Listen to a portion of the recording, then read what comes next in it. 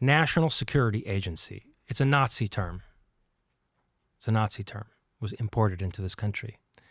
National Security Act of 1947 established the National Security Agency, the CIA, and basically the entire infrastructure of our deep state.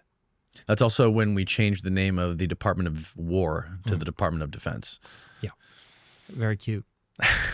So get this. And we created the CIA. Yeah. So a lot of people talk about paperclip. We brought thousands of Nazi scientists over here. And people talk only about the physicists for some reason, the rocket scientists, which we'll come to them and the bizarre shit that was going on with them. But there were also psychologists we brought here. We brought biologists here. We brought all kinds of people. The psychologists who developed MKUltra eventually, starting with Project Bluebird in the 50s, and became MKUltra in the 60s. Bluebird was worse. They were experimenting on children. These were Nazi psychologists who were brought over here to develop these behavioral sciences. They had been doing these things in the concentration camps. So we bring all these thousands of Nazi scientists over here between 1945 and 1947, okay? You know what else is happening at the same time that nobody seems to talk about? You read the Spanish newspapers at the time, and they're saying bizarre shit that Otto Skorzeny, you know who he was? Remind me. So Mussolini, so Italy fell before Germany, right? Right. Most of Italy, except for the Salo Republic, which was in the north. And Mussolini was arrested and he was taken, made prisoner on the island of Ponza. The Nazis used psychics, remote viewers, to find Mussolini. They pinpointed him. By the way, the Nazis used to use this to track naval fleets all the time. They would find the positions of destroyers and, American naval ships using remote viewers. Anyway, they used this to find Mussolini, the island he was held on, and they sent this super commando, special forces leader, Otto Skorzeny, guy with a mustache and a real badass fencing scar. Find a photo of him. Yeah, a creepy looking guy. Yeah. Otto Skorzeny. They sent him to retrieve Mussolini. So there's these pictures where Mussolini has been freed. He's been extracted by the Nazis, and he's with Skorzeny and Hitler. He's been brought back to Reich headquarters, right? They took care of their boy. They found Mussolini, pulled him out. Yeah, look at some of the ones with a... Yeah, Look at that giant fencing scar. Yeah, now let me tell you a little bit about this guy. So look, so all these people were prosecuted in Nuremberg, right? Yep. Somehow this guy gets loose, and he's in Spain from 1945 to 1947 under Franco. So remember, there was one fascist regime that survived the end of World War II. Italy and Germany fell, but Spain survived. Spain was a fascist regime that survived the end of World War II, and moreover, as the mother country of the Spanish-speaking world, the fascist regime of General Franco was connected to the fascist regime of Argentina. And there was a pipeline between Spain and Argentina in terms of Nazi personnel and assets. Right. So this guy shows up, the Spanish newspapers are writing, between 45 and 47, and he's with Franco on the Mediterranean coast of Spain, and they're launching saucer-shaped rockets. So they didn't know what to call these things at that point. They only knew what rockets were. Saucer-shaped rockets toward America. What happens in 1947? Roswell. Where is Roswell? The only military base at that time housing nuclear weapons.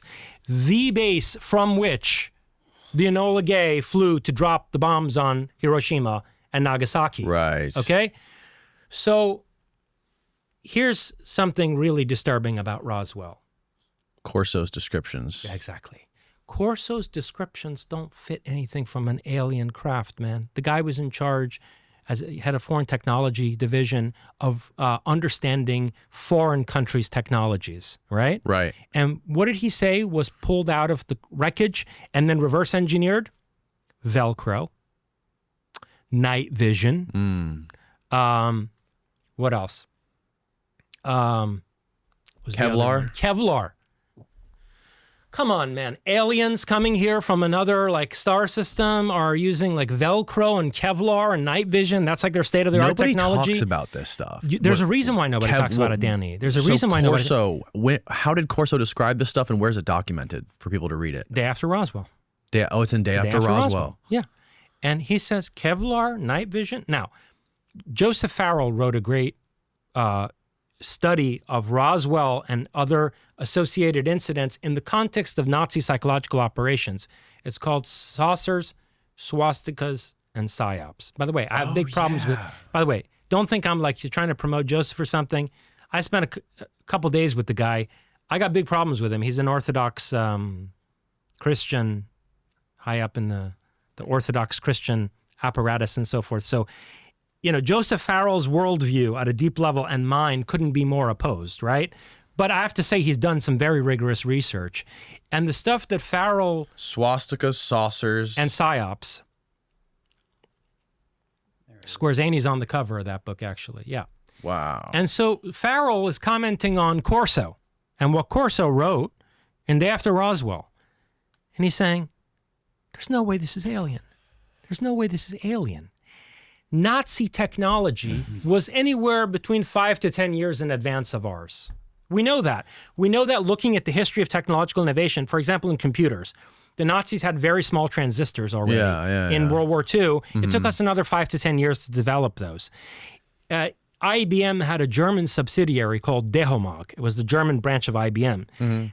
The information was so compartmentalized. The German IBM was ahead of American IBM, the parent company, and they had transistors that were much smaller, right?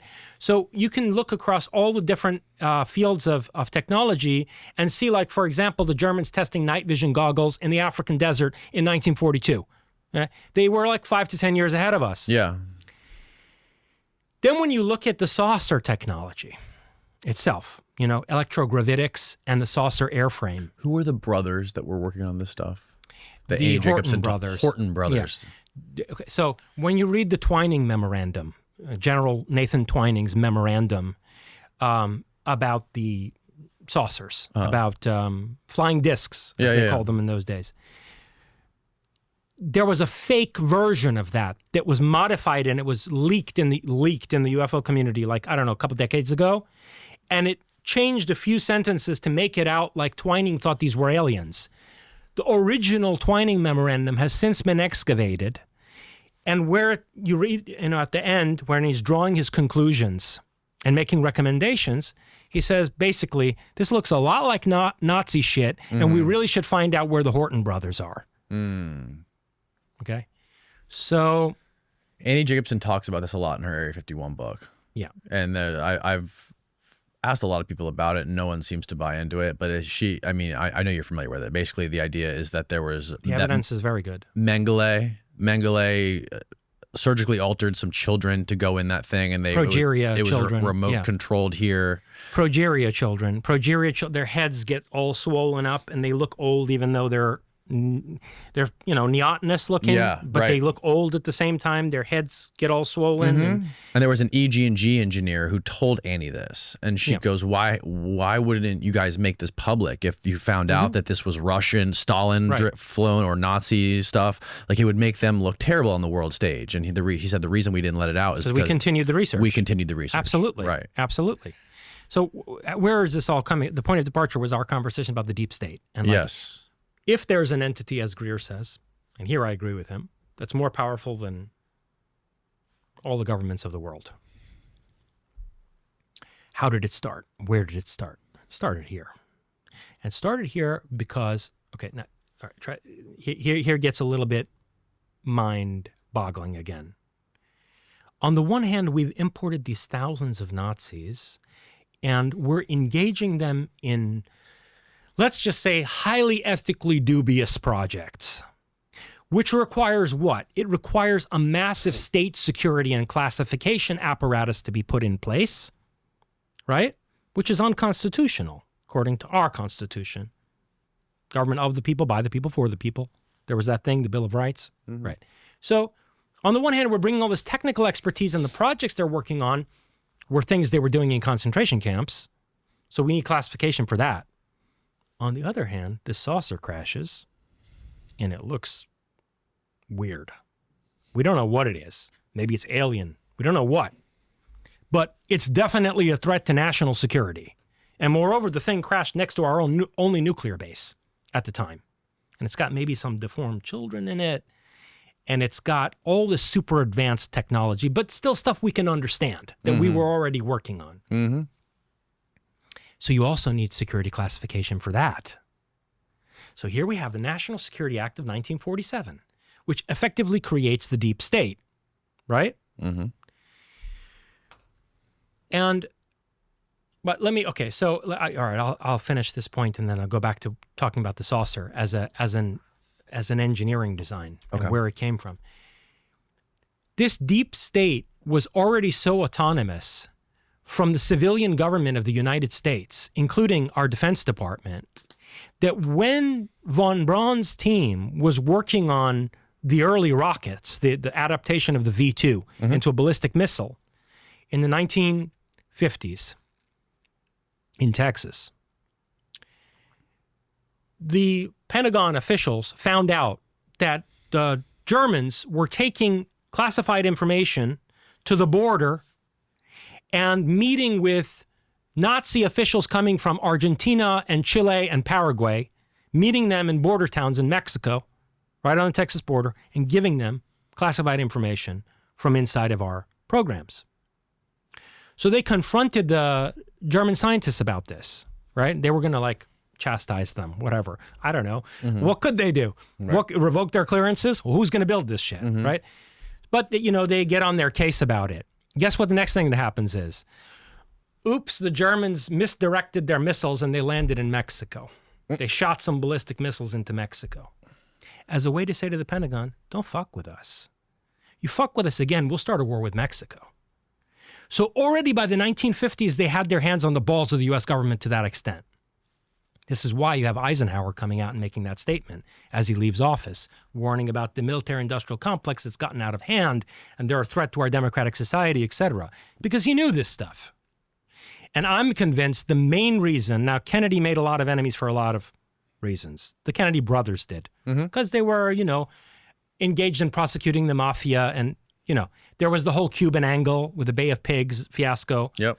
But I'm convinced that the main reason that JFK was killed is that Eisenhower handed this information off to him. The UFO stuff. The whole deep state problem. Yeah. And said to him, listen, man, you have to get this under control because these people pose an existential risk to our Constitution and our way of life. And Kennedy was going to shut them down. And even after he was executed, his brother would have pursued the same policy. So they were both taken out. And I've heard RFK on record in interviews say that he believes that his father was killed by a Lockheed contractor, specifically a Lockheed contractor. Now, why would a Lockheed contractor assassinate Robert Kennedy? Whoa. Now, this is the place to go back to the saucers. Okay? All right. Okay. Lockheed Martin used to be called Martin Aircraft. Yeah.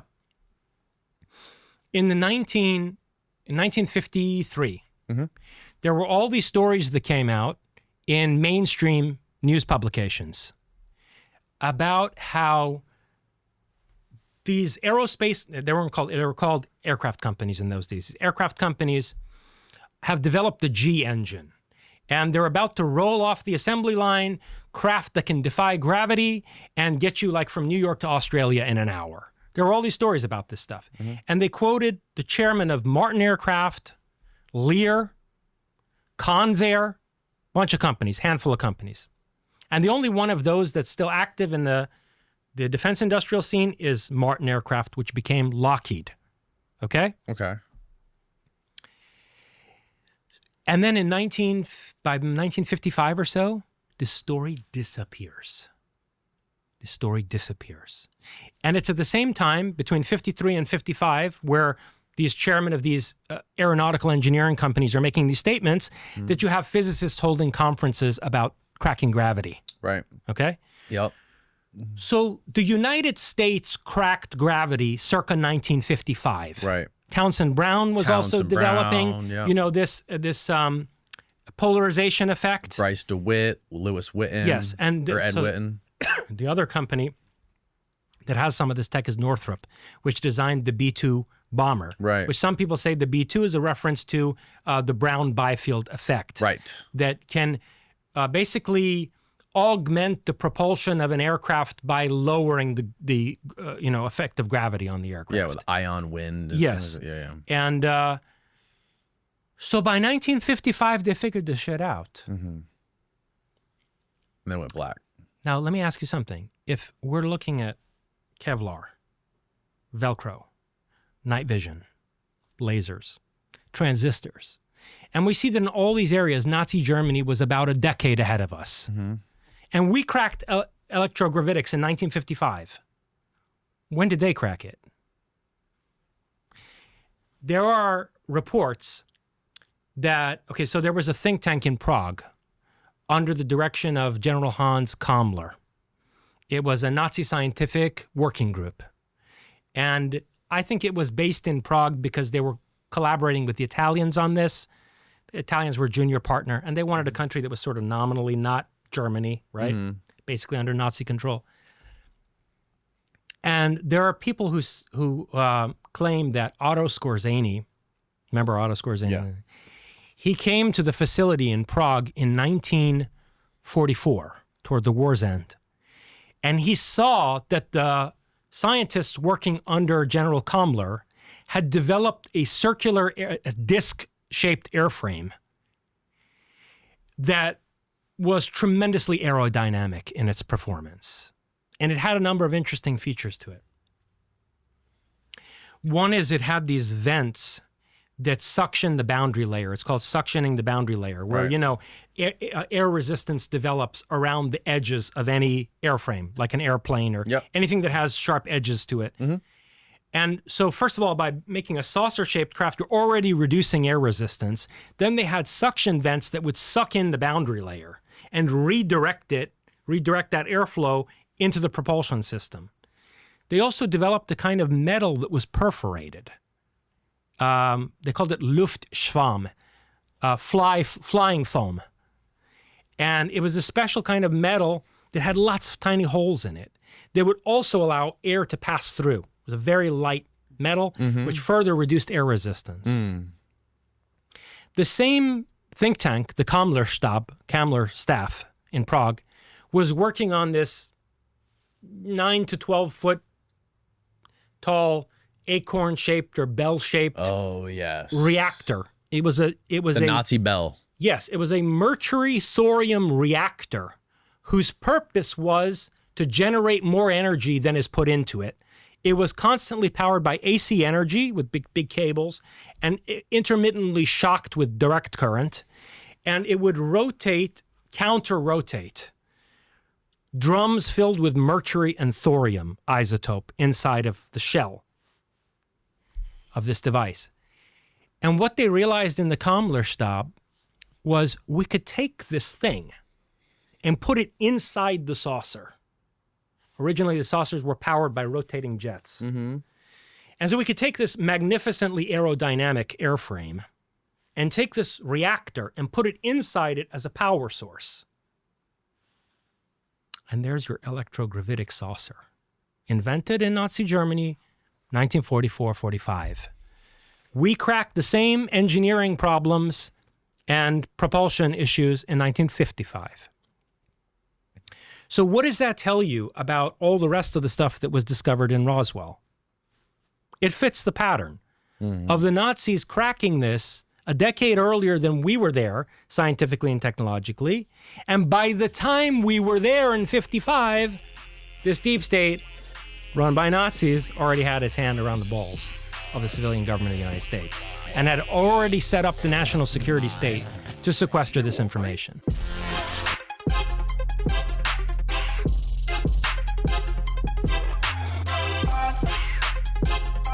Yeah.